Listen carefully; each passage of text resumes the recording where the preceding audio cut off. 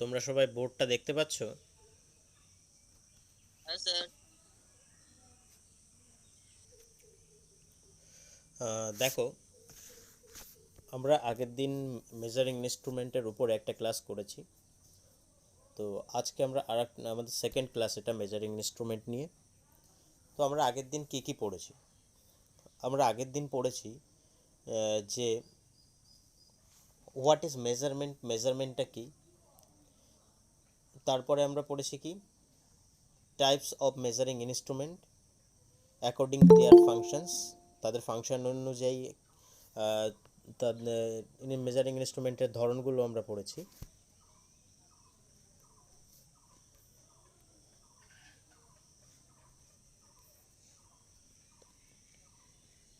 তো আমরা সবার প্রথমে যেটা পড়েছিলাম, বলছে হোয়াট ইজ মেজারমেন্ট পারপাস।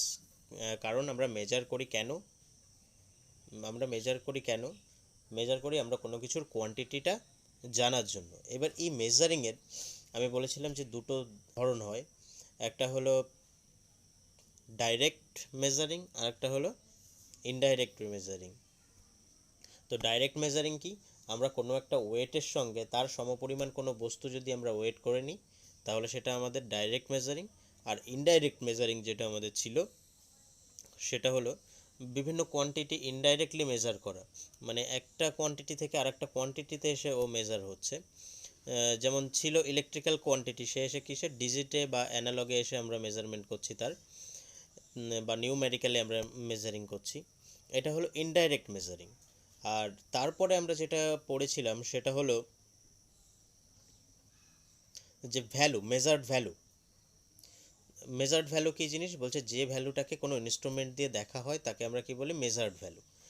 আর একটা ছিল আমাদের ট্রু ভ্যালু। ট্রু ভ্যালুটা কি, ট্রু ভ্যালুটা ছিল হচ্ছে আমাদের যেটা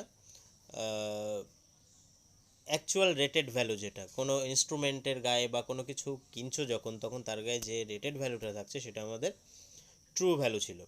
আর এই ট্রু ভ্যালু অ্যান্ড মেজার্ড ভ্যালুর মাঝখানের যে ডিফারেন্সটা আমরা পাচ্ছিলাম, যদি আমাদের ট্রু ভ্যালু থাকে 30, কোনো আমরা একটা এলইডি বাল্ব নিলাম, তার যদি 30 ওয়াট রেটিং থাকে লেখা, এটা আমাদের কি ট্রু ভ্যালু। এবং সেখানে আমরা মেজার করে দেখতে পেলাম যে আমরা সেখানে পাচ্ছি 27 ওয়াট। ঠিক আছে, 27 ওয়াট। তাহলে 30 থেকে 27 যদি আমরা ডিফার করি, তাহলে এখানে যে 3 ওয়াটের ডিফারেন্স, এটা আমাদের কি এরর, তাই তো? তারপরে দেখো, আমরা তারপরে ইনস্ট্রুমেন্টের তার ফাংশন অনুযায়ী আমরা যে ইনস্ট্রুমেন্টগুলো পড়েছিলাম, ফার্স্টলি 3 টাইপ আমরা ফাংশন অনুযায়ী পড়েছিলাম। নাম্বার 1 যেটা আমাদের কি ছিল, ইন্ডিকেটিং ইনস্ট্রুমেন্ট। তারপরে ছিল আমাদের ইন্ট্রিগেটিং ইনস্ট্রুমেন্ট। তারপরে ছিল আমাদের রেকর্ডিং টাইম ইনস্ট্রুমেন্ট। তো ইন্ডিকেটিং ইনস্ট্রুমেন্টটা কি, ইন্ডিকেটিং ইনস্ট্রুমেন্ট মানে যেটা তার সেই সময়ের একটা নির্দিষ্ট টাইমের ভ্যালু দেখাচ্ছে শুধুমাত্র, তাকে আমরা ইন্ডিকেটিং ইনস্ট্রুমেন্ট বলছি। যে ইনস্ট্রুমেন্টটা সময়ের সাথে সাথে সব কিছু রেকর্ড করে যাচ্ছে, ঠিক আছে, সময়ের সাথে সাথে সব কিছু রেকর্ড রাখছে ভ্যালুগুলো, তাকে আমরা কি বলছি, বা সময়ের সাথে সাথে রেকর্ড শুধু নয়, যে 1 ঘন্টায় ধরো আমাদের বাড়িতে সবার এনার্জি মিটার আছে, এনার্জি মিটারটা কী করে, এনার্জি মিটারটা দেখবে তোমরা সারাদিনে কত ওয়াট বা কত কিলো ওয়াট কারেন্ট পোড়ালে একটা 1 ঘন্টায় পার ঘন্টা হিসাবে কিন্তু আমাদের এনার্জি মিটার শো করবে। এবং সেই পার ঘন্টাটা টোটাল 30 ডেজে কতটা তুমি খরচ করলে সেটাও আমাদের কি করবে, এনার্জি মিটার রেকর্ড করবে। ইভেন সারা বছরে কত খরচ করছো সেটাও আমাদের রেকর্ডিং করবে। তাহলে আমাদের ইন্টিগ্রেটিং ইনস্ট্রুমেন্টের এই টাইপের ইনস্ট্রুমেন্টগুলো আমাদের ইন্টিগ্রেটিং ইনস্ট্রুমেন্ট। তারপরে আসছে কিসের, আমাদের রেকর্ডিং ইনস্ট্রুমেন্ট। রেকর্ডিং ইনস্ট্রুমেন্ট কোনগুলো, যেগুলো কোনো রেজাল্ট দিতে দিতে যাচ্ছে, প্লাস কোনো কিছু রেকর্ডিং করছে, কোনো কিছু মাপছে, মেজার করছে, এবং তার রেজাল্টটা আমাদের রেকর্ড করে দিয়েই যাচ্ছে সবসময় কন্টিনিউয়াসলি। যেমন আমরা যদি ধরি একটা ইসিজি মেশিন বা এক্স রে মেশিন, ঠিক আছে, বা আমাদের সিসমোগ্রাফ বলতে পারি, বা আমাদের অসিলোস্কোপ বলতে পারি, এরা কি করে, এরা একটা সবসময় রিডিংগুলো আমাদের মনিটর করছে, সেই মনিটরের রিডিংটা আমাদের কি করছে, একটা পেপারে প্রিন্ট করতে করতে কিন্তু যাচ্ছে, ঠিক আছে। এটা হলো আমাদের কি রেকর্ডিং টাইপ ইনস্ট্রুমেন্টস।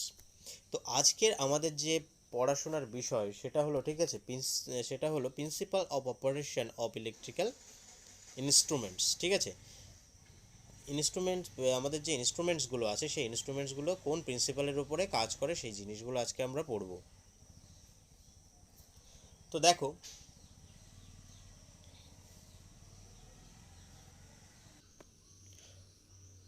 আমাদের ইনস্ট্রুমেন্টগুলো কিছু এফেক্টের উপরে ডিপেন্ড করে চলে। যেমন এক একটা ধরনের এক একটা ইনস্ট্রুমেন্ট এক একটা এফেক্টের উপরে চলে। তো আমাদের, তোমরা সবাই একটু খাতা নিয়ে নাও, পাশে খাতা রাখবে সবাই, আমি বলবো আর নোট করবে। আছে সবার পাশে খাতা? হুম, দেখো, ফার্স্টলি আমাদের ইনস্ট্রুমেন্ট একটা এফেক্ট, আমরা কিছু এফেক্ট লিখবো, সেই এফেক্টগুলোর উপরে আমাদের মেজারিং ইনস্ট্রুমেন্ট কাজ করে। তো কী এফেক্ট? সেটা হলো ম্যাগনেটিক এফেক্ট, ঠিক আছে? Magnetic effect. সেকেন্ড আমাদের যেটা কাজ করে সেটা হলো ইলেকট্রোডাইনামিক।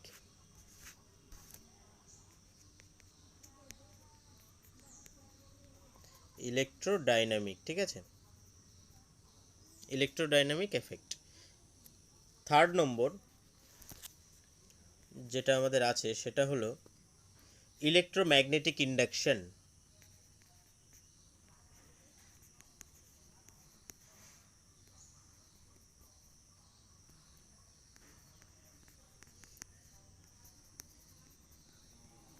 Electromagnetic induction.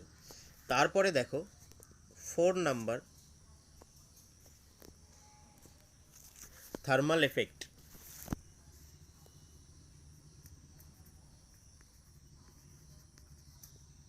Thermal effect. 5th number, chemical effect.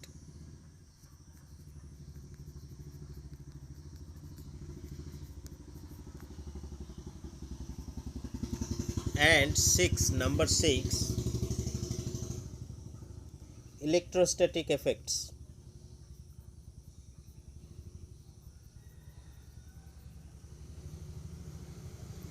Electrostatic effects. প্রত্যেকের লেখা হয়েছে? স্ট্যাটিক্স বানানটা বলুন sir. ELECTROSTATIC, static, STATIC, static effect. তাহলে ফার্স্টলি আমরা কি দেখলাম? ম্যাগনেটিক এফেক্ট, তারপরে দেখলাম ইলেকট্রোডাইনামিক এফেক্ট, তারপরে আমরা দেখলাম ইলেকট্রোম্যাগনেটিক ইন্ডাকশন এফেক্ট, তারপরে আমরা যেটা পেলাম সেটা হলো থার্মাল, অ্যান্ড তারপরে আমাদের কেমিক্যাল এফেক্ট, তারপরে আমাদের ইলেকট্রোস্ট্যাটিক এফেক্ট। দেখো, বলছে যে আমাদের ম্যাগনেটিক এফেক্টে তাহলে কী চলবে, আমি শর্টে লিখছি, ঠিক আছে, ME। ম্যাগনেটিক এফেক্টে কে চলবে? MI type instrument. MI type instrument. Magnetic এফেক্টে কে চলবে?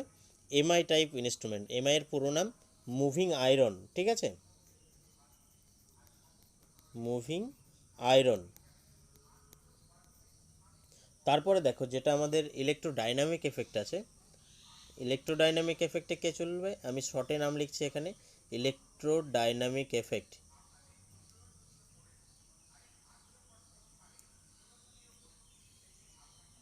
EDY লিখলাম, ঠিক আছে, ইলেকট্রোডাইনামিক এফেক্ট। তোমরা শর্টে লিখো না, তোমরা পুরোটাই লিখো। দেখো, ইলেকট্রোডাইনামিক এফেক্টে আমাদের দুটো টাইপ ইনস্ট্রুমেন্ট এখানে চলে, সেটা হলো পার্মানেন্ট ম্যাগনেট মুভিং কয়েল, ঠিক আছে, পার্মানেন্ট ম্যাগনেট মুভিং কয়েল, যাকে আমরা শর্টে লিখি PMMC টাইপ ইনস্ট্রুমেন্ট, ঠিক আছে, পার্মানেন্ট ম্যাগনেট মুভিং কয়েলের পুরো নাম লিখে রাখবে তোমরা। আর আরেকটা হলো 2 নম্বর যেটা, সেটা হলো ডায়নামোমিটার টাইপ।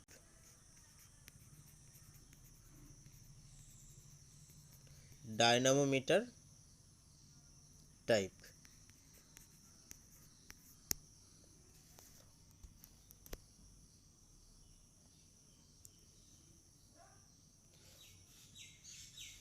তারপরে আমরা 3 নম্বরে কি ছিল, বলছে electromagnetic induction.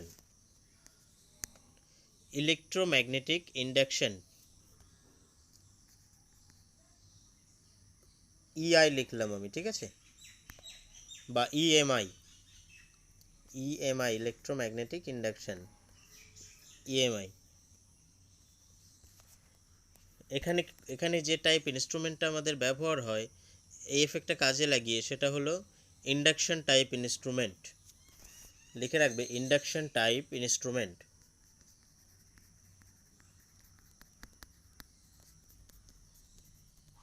Induction type instrument. 4 নম্বর যেটা আমাদের,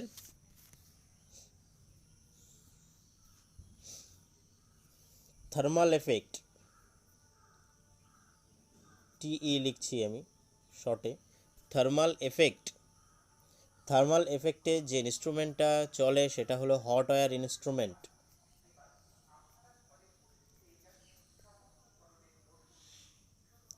হট ওয়্যার ইনস্ট্রুমেন্ট।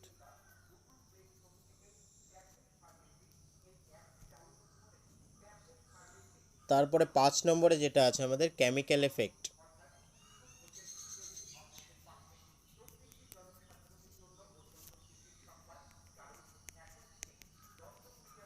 কেমিক্যাল এফেক্টে যেটা চলে বা সিই, সেটা হলো electrolytic instrument. ELECTROLYTIC, electrolytic instrument.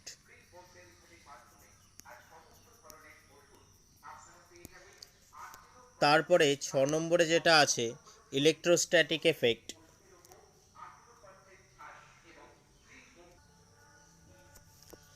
দেখো আমাদের 6 নম্বরে তাহলে ইলেকট্রোস্ট্যাটিক এফেক্ট, ইলেকট্রোস্ট্যাটিক এফেক্ট তোমরা সবাই খাতায় লিখেছো। আর এটা হলো ইলেকট্রোস্ট্যাটিক ইনস্ট্রুমেন্ট, ঠিক আছে। ইলেকট্রোস্ট্যাটিক এফেক্ট কাজে লাগিয়ে কে চলে? Electrostatic instrument.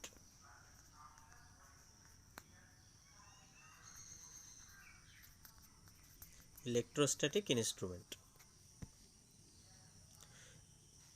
প্রত্যেকের লেখা হয়েছে?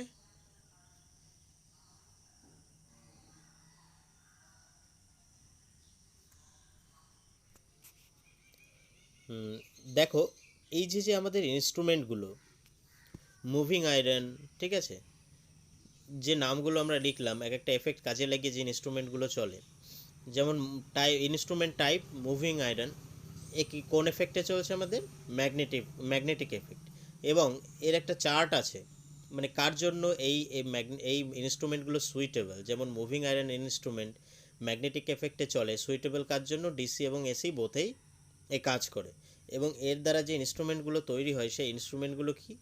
অ্যামমিটার অ্যান্ড ভোল্টমিটার, ঠিক আছে।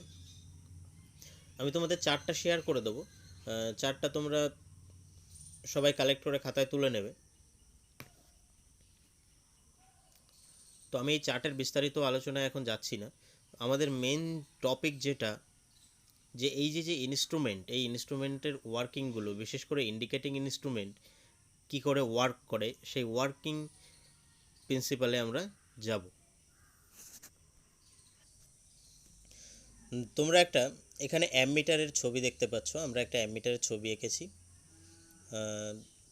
তো অ্যামমিটারের মধ্যে আমাদের মেনলি যে বিষয়টা রয়েছে, দেখো এখানে একটা স্কেলিং রয়েছে, এই একটা স্কেলিং, আর এখানে আমাদের একটা পয়েন্টার রয়েছে। এটাই তো আমাদের ওপরের ভিউ।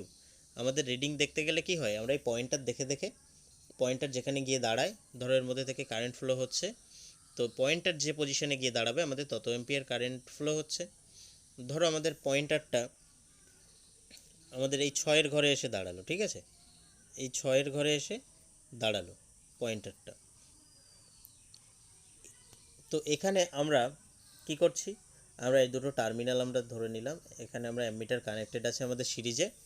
তো কি হচ্ছে, কারেন্ট ফ্লো হচ্ছে, কাটাটা আমাদের উঠছে। এখানে টোটাল স্কেলিং আমরা ধরো অ্যামমিটারটার যে রেঞ্জ আছে সেটা আমাদের 12 অ্যাম্পিয়ার অবধি আমাদের মেজার করতে পারবে, সাপোজ আমরা ধরে নিলাম। তো আমরা এখানে যখন কারেন্ট সাপ্লাই দিলাম আমাদের কাটাটা এরকম আস্তে আস্তে উঠছে। এই যে 0 থেকে 6 অ্যাম্পিয়ার অবধি যে আমাদের ধরো লিমিটেশন কারেন্টের, ঠিক আছে, 6 অ্যাম্পিয়ার কারেন্ট যাচ্ছে কোথাও দিয়ে, সেখানে তাহলে আমাদের 6 কাটা শো করবে। এই যে কাটাটা এখান থেকে 6-এর ঘরে আসছে, এটা কি করে আসছে, ঠিক আছে, এটা কি করে আসছে, এটাই আমাদের প্রশ্ন। তো দেখো আমাদের মিটার, এই যে আমাদের ইন্ডিকেটিং মিটার আছে, এই মিটারটা কাজ করে তিনটে টর্কের উপর ডিপেন্ড করে। তো নাম্বার ওয়ান যে টর্কটা এই যে 0 থেকে 6 অবধি আসলো, এটা কার জন্য আসলো? নাম্বার ওয়ান যে আমাদের পয়েন্ট সেটা হলো টর্ক, সেটা হলো ডিফ্লেক্টিং টর্ক। ঠিক আছে, কি টর্ক? ডিফ্লেক্টিং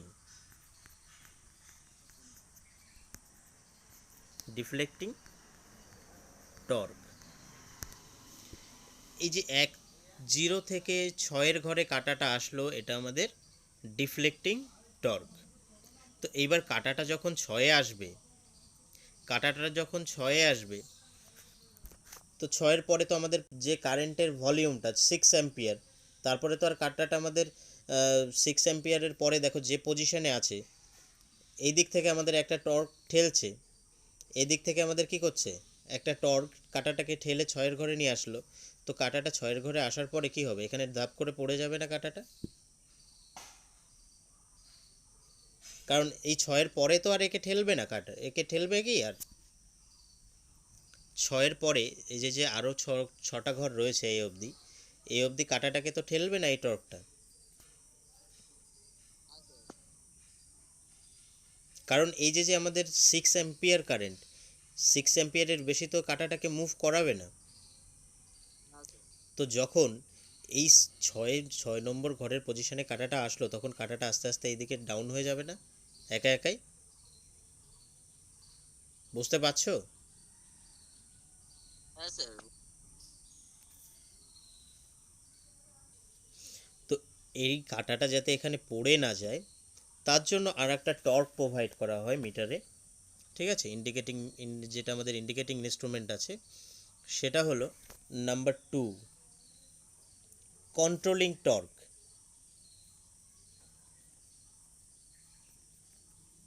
কন্ট্রোলিং টর্ক,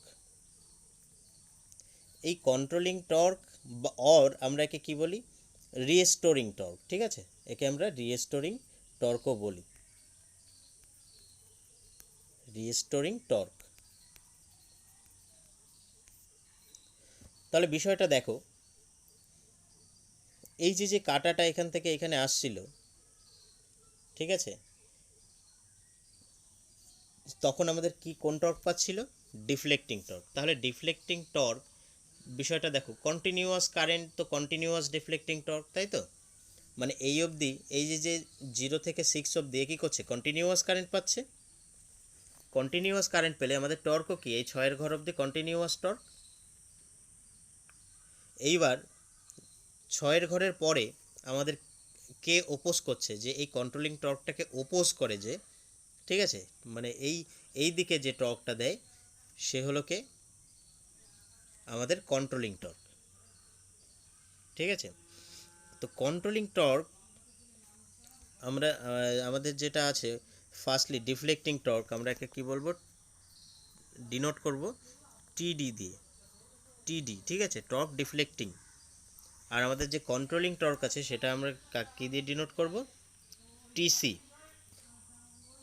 তাহলে টিসি কী করবে, ওপোজ করবে, মানে উল্টো দিকে ঠেলবে। এইবার উল্টো দিকে যখন ঠেলবে, এই যে ছবিটা দেখো, এই কাঁটাটার মধ্যে একটা অসিলেশন তৈরি হবে না, মানে কম্পন তৈরি হবে না? দুই দিক থেকে এই যে পয়েন্টার আছে, এই পয়েন্টারটা তো আমাদের খুব লাইট ওয়েট, এই পয়েন্টারটা আমাদের খুব হালকা। তো যখন দুই দিক থেকে টর্ক পাবে, তখন ও মাঝখানে গিয়ে কী করবে, মাঝখানে গিয়ে কিন্তু ওরা মুভমেন্ট করতে থাকবে, কাঁপতে থাকবে। ঠিক আছে, কাঁপতে থাকবে কাঁটাটা। 6-এর ঘরে এক্স্যাক্টলি কিন্তু কাঁটাটা আমরা দেখতে পাবো না। এইবার এই কম্পনটাকে রোধ করার জন্য একটা টর্ক প্রোভাইড করা হয় 3 নম্বর, সেটা হলো আমাদের ড্যাম্পিং টর্ক। ড্যাম্পিং টর্ক,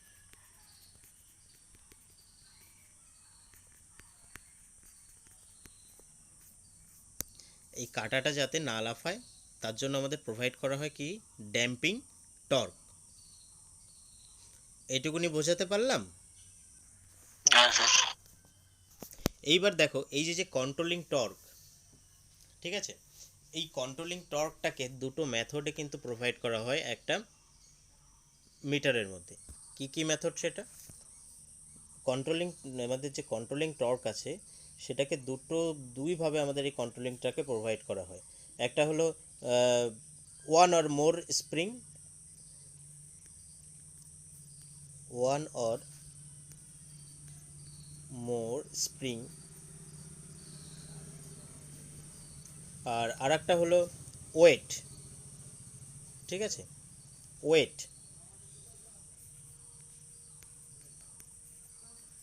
আমরা যদি একটু বোঝার চেষ্টা করি এখানে,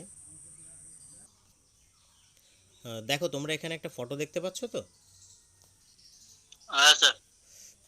এইখানে দেখো আমাদের স্কেলটা রয়েছে, অ্যান্ড স্কেলটা দেখো বাঁ দিকে স্কেলটা রয়েছে উম, দাগ দাগ চিহ্ন করা দিয়ে, এবং পয়েন্টারটা দেখো একটা কাটার মতন পয়েন্টার রয়েছে, এবং নিচ থেকে ওপরের দিকে একটা মোটা দণ্ড রয়েছে। সেই দণ্ডের সঙ্গে দেখো দুটো স্প্রিং রয়েছে। ঠিক আছে, একটা কন্ট্রোলিং স্প্রিং রয়েছে। ঠিক আছে, একদম ওপরেরটা কোনটা? Controlling spring. এই কন্ট্রোলিং স্প্রিং দিয়ে কিন্তু, এই যে এটা কন্ট্রোলিং স্প্রিংটা দিয়ে আমাদের কি করা হয়? এই কন্ট্রোলিং টর্ক প্রোভাইড করা হয়। ঠিক আছে, আর আরেকটা বললাম কি, আমাদের ওয়েট। দেখো এখানে একটা ব্যালেন্সিং ওয়েট রয়েছে, এই ব্যালেন্সিং ওয়েটও কিন্তু এখানে প্রোভাইড করা হয়। ঠিক আছে, এই একটা ব্যালেন্সিং ওয়েট রয়েছে। এবার যদি নিচের ছবিটা দেখো, এখানে আরও কিছু ওয়েট লাগানো রয়েছে। দেখো কন্ট্রোলিং ওয়েট লাগানো রয়েছে অ্যান্ড ব্যালেন্সিং ওয়েট, দুটো ওয়েট এখানে লাগানো রয়েছে। এবং সাথে কি থাকবে? আমাদের একটা স্প্রিং কন্ট্রোলও করা থাকে, আবার ব্যালেন্সিং ওয়েট দিয়েও আমাদের কন্ট্রোল করা থাকে। যে জিরো থেকে যখন আমাদের মিডিলে কাটাটা আসছে, সে মিডিলের পরে যাতে আমাদের কাটাটা পড়ে না যায় ধাপাস করে, তার জন্য কি করা হয়? কন্ট্রোলিং টর্ক দেওয়া হয়, মানে অপোজিং টর্ক। এরপরে আমি যেটা বললাম তোমাদের ড্যাম্পিং টর্ক, যাতে কি করে ও কাটাটা আমাদের যখন মিডিলে আসবে, দুটো টর্ক যদি দুপাশ থেকে ওকে ঠেলে, তাহলে কি হবে? কাটাটা কম্পন করবে। কম্পনটা যাতে না হয় আমাদের, তার জন্য এখানে দেখো এই যে তোমরা একটা ড্যাম্পিং ম্যাগনেট দেখতে পাচ্ছ, এই ড্যাম্পিং দিয়ে কি করা হয়? ওকে ড্যাম্পিং টর্ক প্রোভাইড করা হয়, যাতে কাটাটা এক জায়গায় স্থির থাকে এবং আমরা একটা অ্যাকুরেট ভ্যালু সেখান থেকে পাই। এই যে কনসেপ্টটা ইনস্ট্রুমেন্টের, এই কনসেপ্টটা কি তোমাদের ক্লিয়ার হয়েছে কি? আরেকবার একটু বোঝালে ভালো হয় স্যার। স্যার একবার বলুন।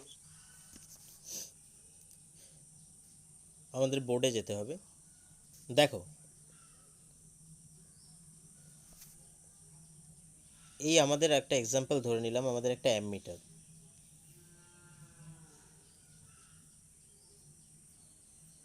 এখানে আমরা কিছু দাগ টেনে দিলাম, এটা আমাদের 0 পয়েন্ট, এটা আমাদের 1, 2, 3, 4, 5, 6 ধরে নিলাম। আমাদের অ্যাম্পিয়ারটা রেঞ্জ আছে, যেটা ম্যাক্সিমাম রেঞ্জ 6 অ্যাম্পিয়ার কারেন্ট আমাদের শো করাতে পারবে। তাহলে এখানে আমাদের পয়েন্টারটা থাকবে। পয়েন্টারটা দেখো এখানে আমাদের জিরোতে থাকবে, যখন আমরা নর্মালি আমরা দেখব অ্যামমিটারটাকে, তাই তো? জিরোতে থাকে তো? শপে দেখেছো তো তোমরা, বলো? হ্যাঁ স্যার। হ্যাঁ স্যার। জিরোতে থাকে। তো এই যে জিরো, এবার এর মধ্যে আমরা একটা কারেন্ট ফ্লো করালাম। অ্যামমিটার যেহেতু আমরা কারেন্টই ফ্লো করাবো, এর মধ্যে দিয়ে যখন আমি উপরের পোর্শনটা আঁকছি, আমি ইন্টারনালিং ব্যাপারটা এখানে বলছি না। ঠিক আছে, জাস্ট আমি তোমাদের টর্কটা ক্লিয়ার করার জন্য আমি বলছি। দেখো এইবার যখন এখান দিয়ে কারেন্ট ফ্লো হবে, আই আমাদের ফ্লো হবে, তখন কি করবে? কাঁটাটা মুভ করবে তো। দেখো টর্ক জিনিসটা কি? টর্ক জিনিস হলো একটা শক্তি, যে কি করে একটা জিনিসকে এক জায়গা থেকে আরেক জায়গায় মুভ করায়। যেমন আমাদের তোমার সবার বাড়িতে ফ্যান আছে, তাই তো? সবার বাড়িতে টেবিল ফ্যান, সিলিং ফ্যান আছে। তো টেবিল ফ্যান অথবা সিলিং ফ্যান চলার সময় একটা দেখবে ঝটকা দেয় হালকা করে একটু, ওই যে ঝটকাটা, ওটাই টর্ক। এবার টর্ক যে জিনিসটা, সেই টর্ক জিনিসটা আমরা আরও বিস্তারিত পড়বো যখন আমরা কি করব? মোটরটা পড়বো। ঠিক আছে, সেকেন্ড ইয়ারে তোমরা যখন মোটর পড়বে, আমরা মোটর পড়ার আগে টর্কটা খুব ক্লিয়ার করে আমরা পড়বো। টর্ক, হোয়াট ইজ টর্ক, কীভাবে টর্ক উৎপন্ন হয়, এগুলো তখন আমরা খুব ভালো করে জানবো। এখন শুধু জেনে রাখো টর্ক মানে একটা ঝটকা। তো এই যে কাটাটা কারেন্ট ফ্লো হওয়ার জন্য কী হবে, এখানে একটা টর্ক উৎপন্ন হবে এবং এই কাটাটা কী করবে, মুভ করে, ধরো আমাদের এই যে সার্কিটটা আছে, আমরা একটা সার্কিট এখানে এঁকে দিই। এই সার্কিটটার মধ্যে এখানে আমরা একটা অ্যামমিটার লাগিয়ে দিই।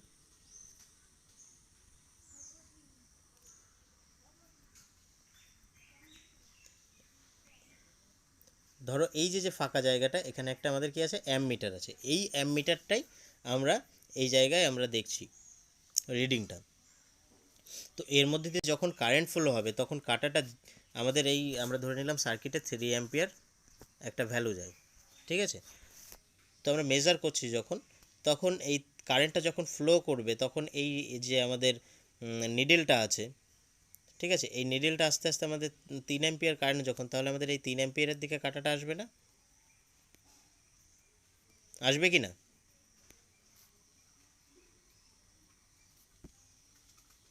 3 অ্যাম্পিয়ার অবধি তো আসবে এখান থেকে যদি 3 অ্যাম্পিয়ার কারেন্ট যায়। হ্যাঁ স্যার। তাহলে দেখো এই কাটাটা যখন এখানে আসলো, আসার পরে কি হচ্ছে, এ তো এই দিক থেকে ঠেলছে কাটাটাকে, তো কাটাটাই নিচে পড়ে যাবে না এই দিকটায়, কাটাটা এখানে পড়ে যাবে কি না তাই বলো। আমাদের কারেন্টের একটা ডিরেকশন রয়েছে, সেই ডিরেকশন অনুযায়ী কাটাটা ঠেলে কোথায় আসলো, এই 3 নম্বর ঘরে আসলো।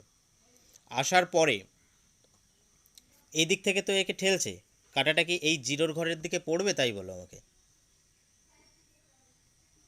না স্যার। জিরোর ঘরে তো পড়বে না, পড়লে কোন দিকে পড়বে, এই যে আমাদের 6-এর ঘরের দিক আছে এই দিকে, এই দিকটায় পড়বে। হ্যাঁ স্যার। তাহলে এই কাটাটা যাতে এখানে পড়ে না যায়, তো আমরা কী করি, এর ভিতরে যে ইন্টারনাল কানেকশান আমি দেখালাম, তোমাদের দেখালাম যেটা পিডিএফে, দেখো এখানে কি করা হয়, এরকম একটা কন্ট্রোলিং স্প্রিং প্রোভাইড করা হয়, অথবা এই যে ওয়েট দেখতে পাচ্ছ, কন্ট্রোলিং ওয়েট, এখানে এই ওয়েট প্রোভাইড করা হয়, এটা ইন্টারনালের গঠনের, ঠিক আছে, যাতে কি হয়, এই কাটাটা 6-এর ঘরে পড়ে না যায়। আমাদের যেটুকুনি কারেন্টের পরিমাণ, কারেন্ট যত দূর ওকে ঠেলবে, ও এসে ওখানেই যাতে দাঁড়াতে পারে, তার জন্য কী করা হয়, এই স্প্রিং দিয়ে একটা অপোজিং টর্ক তৈরি করা হয় এদিকে।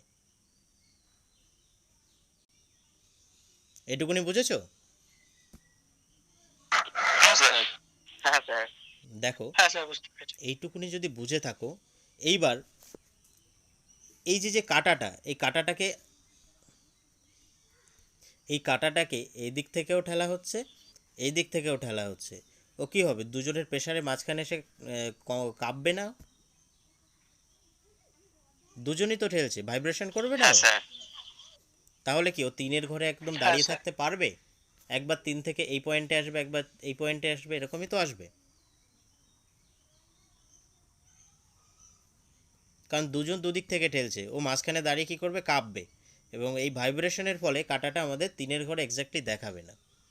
দেখো এই কাঁপাটা যাতে না কাঁপে তার জন্য কি করা হয়, একে একটা ড্যাম্পিং টর্ক দেওয়া হয়, ড্যাম্পিং টর্ক।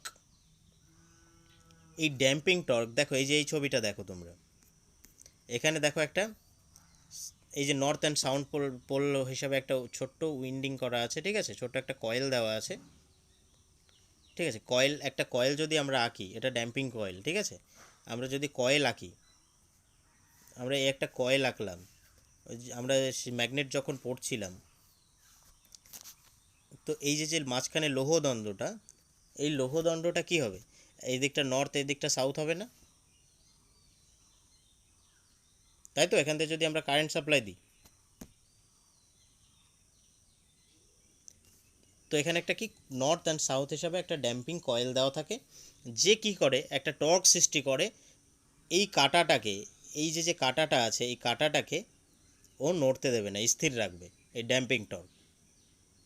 মানে 3টে যে টর্ক আমি দেখালাম, এই 3টে টর্কই 3জনের সঙ্গে রিলেটেড। পরিষ্কার? বুঝতে পেরেছো কি পারোনি? হ্যাঁ স্যার, বুঝতে পেরেছি স্যার। আর কোনো কনফিউশন এটা নিয়ে? আর কোনো কনফিউশন নেই তো? না স্যার।